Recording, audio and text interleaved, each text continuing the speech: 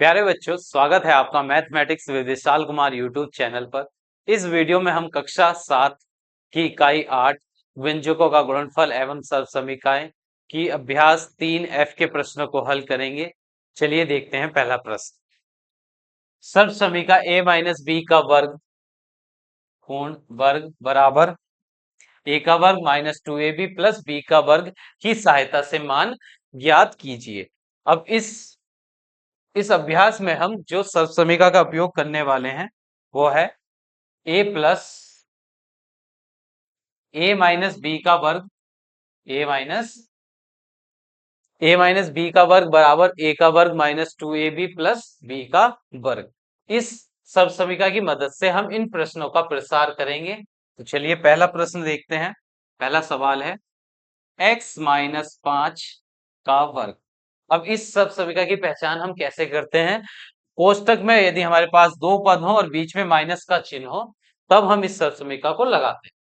तो यहाँ पर हम सर्वसमीका दो पद है, बीच में माइनस का चिन्ह है, तो यहाँ हम सर्वसमीका लगाएंगे a माइनस बी का वर्ग बराबर a का वर्ग माइनस 2ab प्लस b का वर्ग। पिछली अभ्यास में हमने जो सर्वसमीका पढ़ी थी वो थी a प्लस बी का वर्ग बराबर a का वर्ग माइनस a का वर्ग प्लस 2ab प्लस b का वर्ग। तो बस अगर हमारे कोष्टक में बीच में प्लस का चिन्ह है तो 2ab के सामने आएगा प्लस का चिन्ह, उसके आगे अगर कोष्टक में माइनस का चिन्ह है तो 2ab वाला पद होगा माइनस का। लगाते हैं इस सब समीकरण को। x के स्थान पर यह a के स्थान पर यहाँ है x और b के स्थान पर है y। तो जहां भी अब सब समीकरण में x a होगा वहां हम रख देंगे x, और जहां भी सब समीकरण में b आएगा उसके स्थान पर रख देंगे हम 5। तो ये हो जाएगा x a के स्थान पर x और b के स्थान पर 5।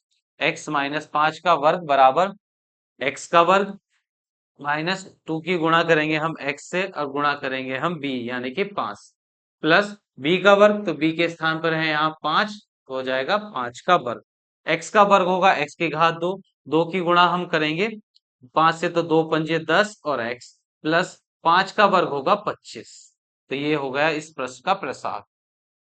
अब सवाल नंबर 2, 5x माइनस 7 का पूर्ण वर्ग। यहाँ पर हम सर्वसमीकरण लगाएंगे a माइनस बी का वर्ग बराबर a का वर्ग माइनस 2ab और प्लस b का वर्ग। तो जहाँ a के स्थान पर है 5x, b के स्थान पर है 7, तो जहां भी सर्वसमीकरण में a होगा वहां रखेंगे हम 5x, और जहां भी सर्वसमीकरण में b होगा वहां पर रखना है हमने 7। तो यहाँ a के स्थान पर 5x का वर्ग माइनस 2 की गुणा करेंगे a यानी कि 5x से, उसकी गुणा करेंगे b यानी कि 7 से, प्लस b का वर्ग, तो b के स्थान पर है 7, तो 7 का वर्ग बराबर 5 का वर्ग हो जाएगा 25, x का वर्ग x की घात 2, 5 दूनी 10 और 10 की गुणा करेंगे हम 7 से, तो हो जाएगा 70x और माइनस का चिन्ह।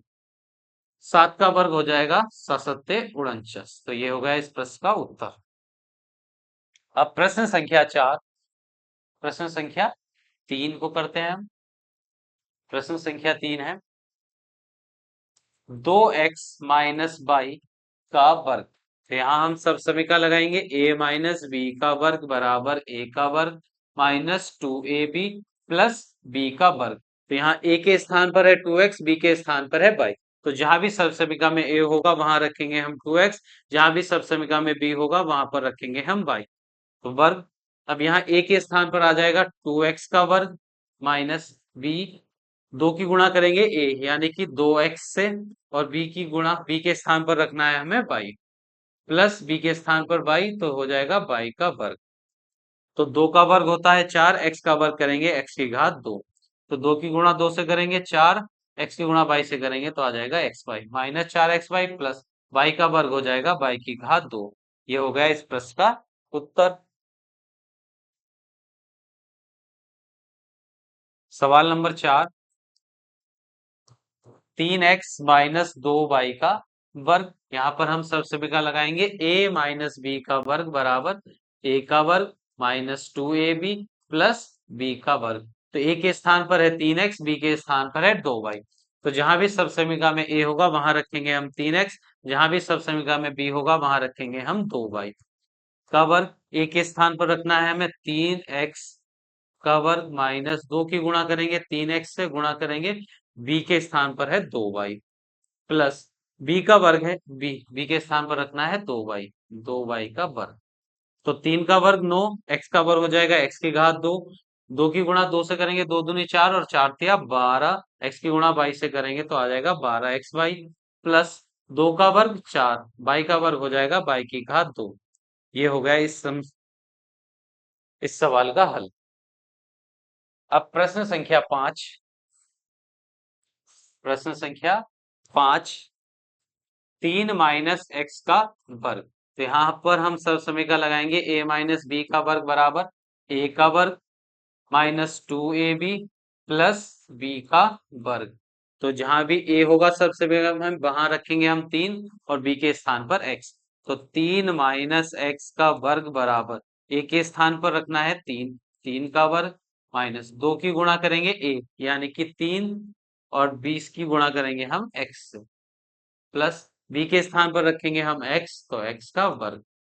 3 का वर्ग होगा 9, 3 दूनी 6, 6 की गुणा x से करेंगे 6x प्लस x का वर्ग हो जाएगा x की घात 2। ये हो गया इस प्रश्न का उत्तर। अब प्रश्न संख्या 6 है 2y माइनस जेड का वर्ग।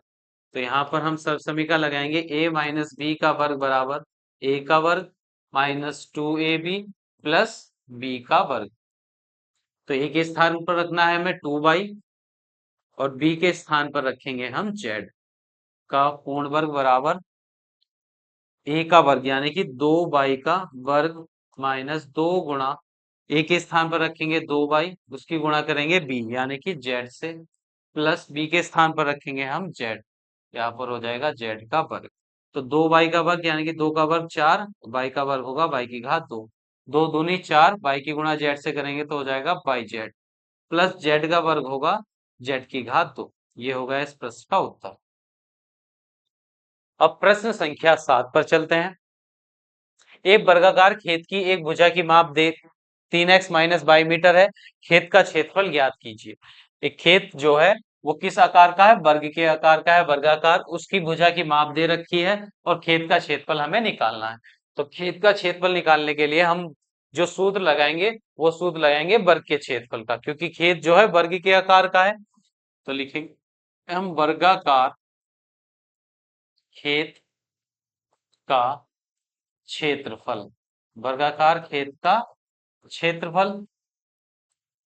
तो क्षेत्रफल बराबर होगा भुजा गुणा भुजा। तो भुजा की माप दी गई है खेत की 3x माइनस 22 और गुणा दूसरी भुजा है 3x माइनस 22। तो यहाँ पर गुणा में दोनों ही कोष्टक एक जैसे हैं, तो जब एक कोष्टक की दूसरे एक जैसे कोष्टक से गुणा करते हैं तो एक गुणा में 2 बार है, तो 3x माइनस 22 की घात लगा देंगे 2। तो यहाँ पर हम सब समीकरण लगा दे सकते हैं। यहाँ कोष्टक में 2 पद है, बीच में माइनस का चिन्ह है, तो यहाँ पर हम सब समीकरण लगाएंगे a plus B, A minus B का वर्ग बराबर a का वर्ग माइनस 2ab प्लस b का वर्ग। तो a के स्थान पर रखेंगे 3x और b के स्थान पर रखेंगे 22। तो 3x का वर्ग माइनस 2 से गुणा करेंगे हम a की, मतलब 3x और गुणा b की गुणा करेंगे 22 से, प्लस b के स्थान पर है यहाँ 22 तो 22 का वर्ग। 3 का वर्ग हो जाएगा 9, x का वर्ग x की घात 2, 3 दूनी 6, x की गुणा 22 से करेंगे 6xy प्लस y का वर्ग हो जाएगा y की घात 2। ये होगा इस प्रश्न का क्षेत्रफल। खेत का क्षेत्रफल आया है मीटर का वर्ग, मीटर का वर्ग, क्योंकि भुजा मीटर में दी गई थी, तो जब मीटर की गुणा मीटर से करेंगे तो उत्तर आ जाएगा मीटर का वर्ग। अब प्रश्न संख्या 8 पर चलते हैं। एक खेत में x माइनस 2y क्यारियां हैं, कि एक खेत में क्यारियों की संख्या है 2x माइनस 2y और प्रत्येक क्यारी में पपीते के पौधे लगे हुए हैं। प्रत्येक क्यारी में पपीते के पौधों की संख्या है x माइनस 2y। अब हमें बताना है खेत में कितने पपीते के पौधे हैं। तो पहले प्रश्न का जब उत्तर निकालेंगे हम, खेत में पौधों की संख्या, खेत में पौधे की संख्या, जो पपीते के पौधे हैं वो कितने हैं पूरे खेत में। तो खेत में कुल कितनी पंक्तियां हैं, तो जितनी पंक्तियां हैं उनकी गुणा कर देंगे प्रत्येक पंक्ति में जितने पपीते के पौधे हैं, यानी कि x माइनस 2y। अब ये गुणा में दोनों एक जैसे कोष्टक हैं, तो इनको हम लिख सकते हैं x माइनस 2y का वर्ग। तो यहाँ कोष्टक में दो पद हैं, x और एक 2y, बीच में माइनस का चिन्ह है और बाहर घात लगी हुई है 2। तो यहाँ पर हम सब समीकरण लगाएंगे, a माइनस बी का वर्ग बराबर a का वर्ग प्लस b का वर्ग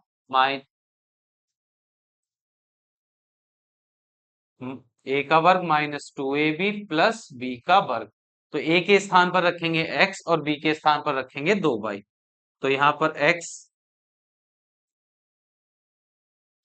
बराबर a के स्थान पर आ जाएगा x, यानी कि x का वर्ग माइनस 2 की गुणा करेंगे a से, तो a के स्थान पर है x और b के स्थान पर है 2y, प्लस b का वर्ग करना है तो b के स्थान पर रखेंगे 2y का वर्ग।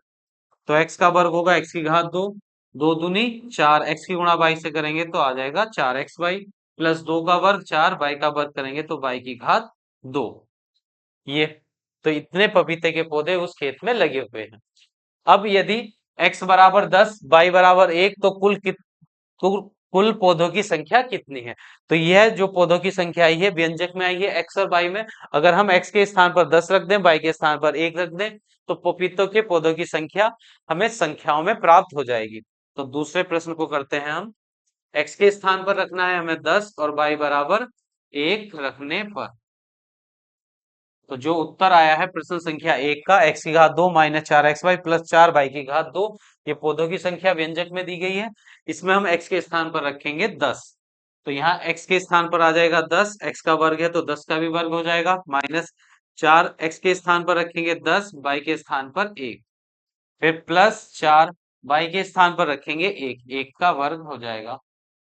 तो 10 का वर्ग होगा 100, माइनस 4 की गुणा 10 से और फिर 1 से करेंगे तो 40, माइनस 1 का वर्ग 1, 1 की गुणा 4 से करेंगे तो आ जाएगा 4, प्लस का 4, 100 में 4 जोड़ेंगे तो हो जाएगा 104, माइनस करेंगे 40, तो 104 में से 40 माइनस करने पर आ जाएगा 64।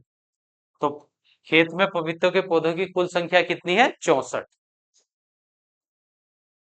अब प्रश्न संख्या 9, एक कलम का मूल्य 2x माइनस बाई रुपए है, इसी प्रकार 2x माइनस बाई कलमों का मूल्य कितना है? एक कलम का मूल्य है 2x माइनस बाई, और कितने कलमों का मूल्य हमें ज्ञात करना है? 2x माइनस बाई कलमों का मूल्य हमें ज्ञात करना है। तो पहले में लिखेंगे 2x माइनस बाई कलमों का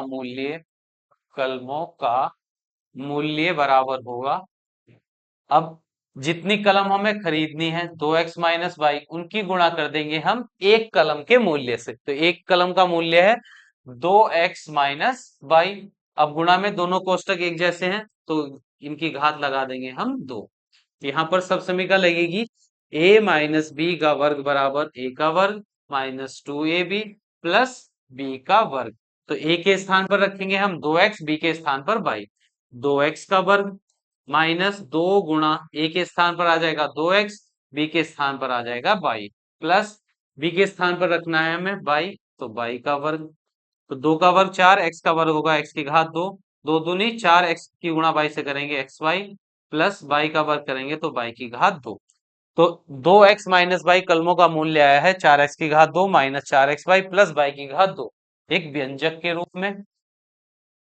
अब सवाल नंबर 2 है 9 का, इसमें हमें बताना है यदि x बराबर 6, y बराबर 2, तो कुल कलमों का कितना मूल्य है?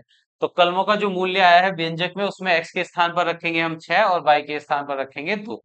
तो x बराबर 6, y बराबर 2 रखने पर, तो यहाँ 4 और x के स्थान पर आ जाएगा 6, 6 का वर्ग माइनस 4, x के स्थान पर 6, y के स्थान पर 2 प्लस y का वर्ग यानी कि 2 का वर्ग। तो 6 का वर्ग होगा 36, माइनस 6 चौक 6 चौक 24, 24 दूनी हो जाएंगे 48, प्लस 2 का वर्ग होगा 4।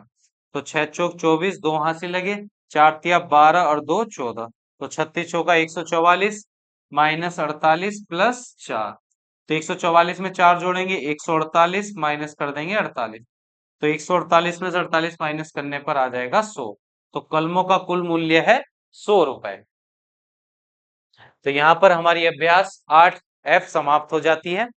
मिलते हैं अगली अभ्यास के साथ 8 जी के साथ।